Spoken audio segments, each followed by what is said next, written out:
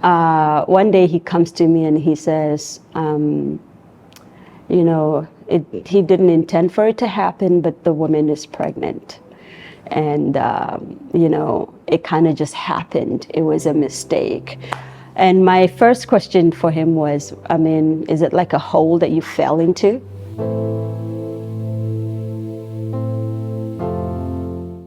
I was very young and very much in love.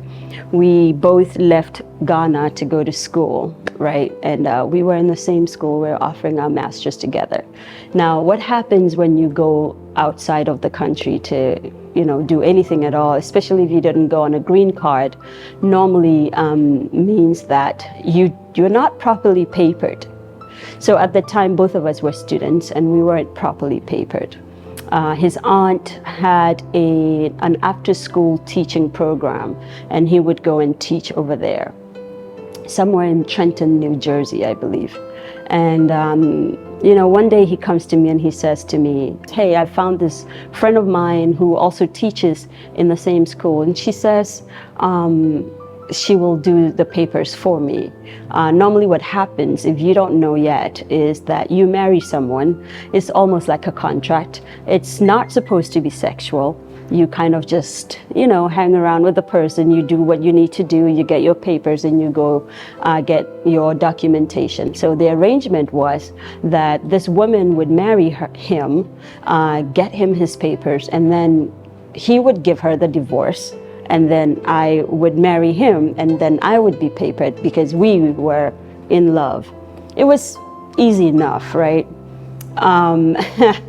And so one time my roommate, who happened to be Nigerian at the time, we were in the library and we logged on to Facebook, and she calls me, she said, Baraka, come here, come see something. What did this boy do? Anyway, long story short, he'd put on Facebook, you know, in a relationship with this other person, and they had some very intimate shots, right? He was in her kitchen, he was naked from the bottom up, and they were, you know, all lovey-dovey. Well, he explained to me that they had to do those pictures to show the USCIS people that these guys are serious. I'm still naive. I'm like, okay, well, no big deal. That's okay.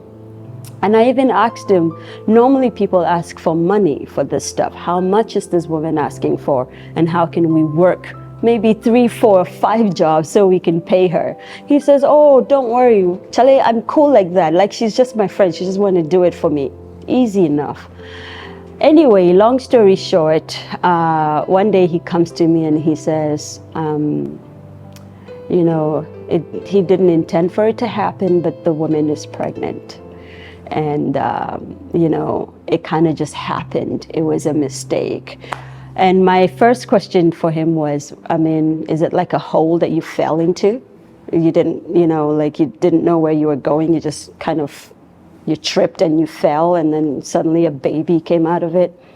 That was a very difficult time in my life. I was in my last year of doing my MBA, and it was very difficult. My mother was sick back home. It was just very chaotic. So the only thing I knew how to do was to go mute and to say, please never talk to me again. You have your family. I think you're good. I think that's how I dealt with it. I just went inside of myself.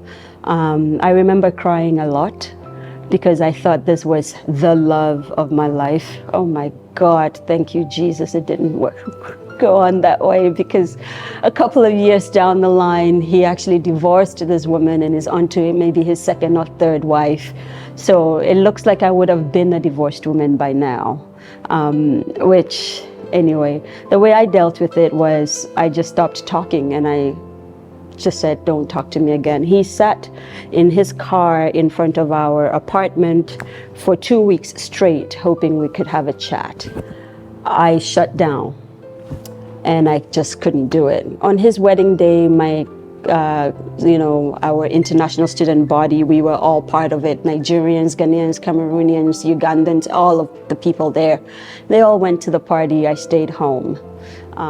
That was a hard one as well.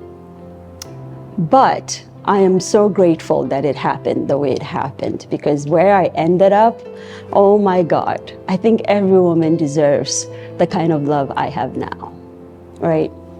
That's all I'm going to say.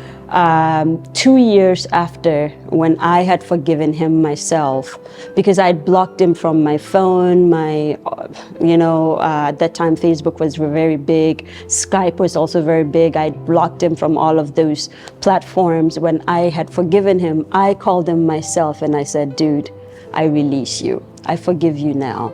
And I remember him, well, I think they were fake tears, because some men are just that good.